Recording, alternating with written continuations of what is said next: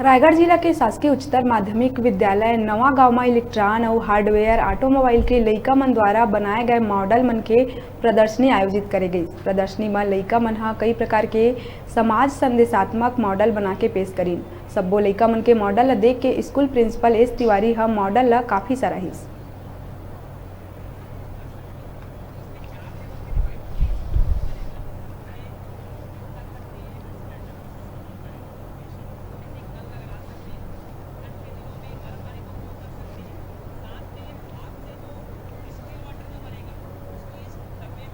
Trade संचालित है। दोनों ट्रेड में separate BT vocational teachers appoint हैं।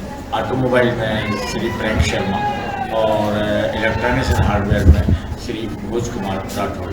ये दोनों शिक्षक बहुत मेहनत करते हैं और अपनी योग्यता से बच्चों में इन दोनों ट्रेड्स के बारे में जो जानकारियाँ हैं, सूचनाएँ हैं, वो सब बच्चों को देते हैं और उनका उद्देश्य यही रहता है कि बच्चों में वो कौशल आ जाए जो इस पाठ्यक्रम का उद्देश्य है।